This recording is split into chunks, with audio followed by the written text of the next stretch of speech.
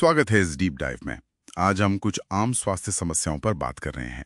हमारे पास कुछ नोट्स हैं जिनमें याददाश्त की कमजोरी, रूसी यानी डैंड्रफ, फिर मेनोपॉज और खून की कमी मतलब अनीमिया, इन पर फोकस है। हाँ, और इन सोर्सेज में ना ज्यादातर खान पान में बदलाव और कुछ घरेलू या प्राकृतिक उपचारों की बात की गई है। बिल्कुल। तो हमारा काम है कि इन सुझावों में से जो मुख्य बातें हैं उन्हें समझें। चलिए शुरू करते हैं। तो सबसे पहले उठाते हैं याददाश्त की कमजोरी। सोर्स कहता है कि भाई चाय, कॉफी, चीनी, मैदा, शराब, कोला और तला भुना मसालेदार खाना, ये सब छोड़ने की सलाह है। हाँ, काफी लंबी लिस्ट है परहेज की। है तो, पर शायद इसके पीछे सोच यही है कि शरीर से टॉक्सिन्स कम हो और पोषण बढ़े। सुझाव है कि ताजे फल खाएं, सब्जियां, अंकुरित अनाज। अच्छा। और खास तौर पर गाय का दूध या तिल का दूध, अंगूर, सेब, इन्हें फायदेमंद बताया गया है। मतलब एक तरह से संतुलित नेचुरल डाइट। और कुछ खास चीजें भी मेंशन है, जैसे रोज 4-5 अखरोट खाना, 2 अंजीर चबाना और वो भीगे हुए बादाम और मुनक्का। हाँ, बादाम, मुनक्का, ये तो पारंपरिक तौर पर भी दिमाग के लिए अच्छे माने जाते हैं। बिल्कुल। और देखिए, इलाज के तौर पर भी कुछ चीजें बताई हैं, जैसे बादाम और काली मिर्च पीसकर शहद के साथ लेना, या फिर वो श्री तुलसी की 3-4 बूंदे शहद के साथ। अच्छा, तुलसी ड्रॉप्स। हाँ, और दिलचस्प बात यह है कि कुछ सप्लीमेंट्स का भी जिक्र है, कुछ विटामिन वाली गोलियां और एलोवेरा स्पिरुलिना वाले टैबलेट्स, शायद न्यूट्रिशन गैप भरने के लिए। और साथ ही गाजर, आंवला, अनार का जूस पीने की भी सलाह दी गई है। तो मिला जुला सा अप्रोच है, पारंपरिक भी और सप्लीमेंट्स भी। ठीक है। अच्छा, अब आते हैं रूसी पर।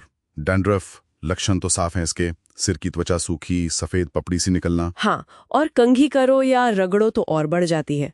कभी कभी दाने या मोटी पपड़ी जैसी भी हो जाती है और वो पोर्स बंद कर सकती है। सही। तो इसके लिए सोर्स एक खास तरीका बताता है। हेयर ऑयल में श्री तुलसी की 8-10 बूंदें एलो जेल के साथ मिला लें और सुबह शाम बालों की जड़ों में मालिश करें।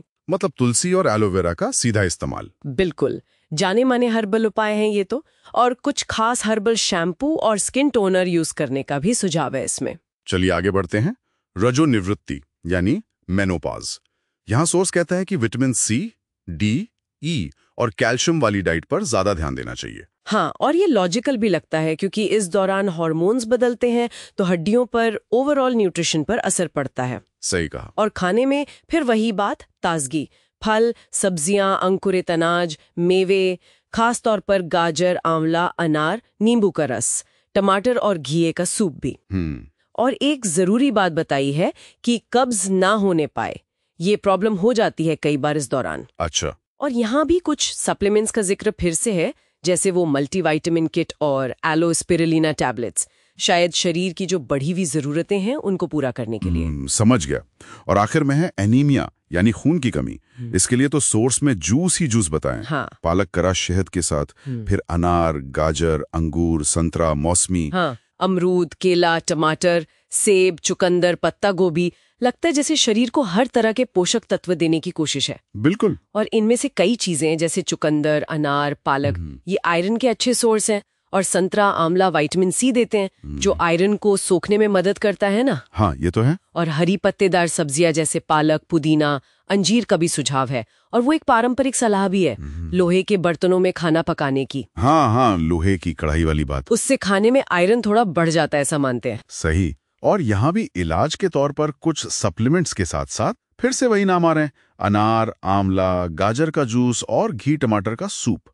हाँ, ऐसा लगता है कि कुछ चीजें जैसे आंवला, अनार और वो एलोस्पिरुलिना वाले टैबलेट्स, सोर्स इन्हें कई समस्याओं में फायदेमंद मान रहा है। तो इस डीप डाइव में हमने देखा कि सोर्स याददाश्त की कमजोरी हो, रूसी हो, मेनोपॉज हो या एनीमिया, सब में मुख्य जोर आहार और प्राकृतिक उपचारों पर दे रहा है। हाँ, सार यही है कि एक बैलेंस्ड, ताजी डाइट जिसमें फल, सब्जियां, मेवे हों, वो बहुत जरूरी है। और कुछ खास चीजें जैसे आंवला, अनार, तुलसी, ये बार बार आती हैं। साथ ही जरूरत पड़ने पर पोषण की कमी पूरी करने के लिए सप्लीमेंट्स का भी सुझाव है। बिल्कुल। तो यहाँ एक विचार के साथ छोड़ते हैं। ये जो कुछ चीजें हैं जैसे आंवला, अनार या वो खास सप्लीमेंट्स, ये अलग अलग समस्याओं के लिए बार बार सुझाई जा रही हैं। तो क्या ये सोर्स के हिसाब से किसी एक बेसिक हेल्थ प्रिंसिपल की तरफ इशारा है? मतलब कि कुछ चीजें शायद ओवरऑल हेल्थ को ही बेहतर बनाती हैं। सोचने वाली बात है।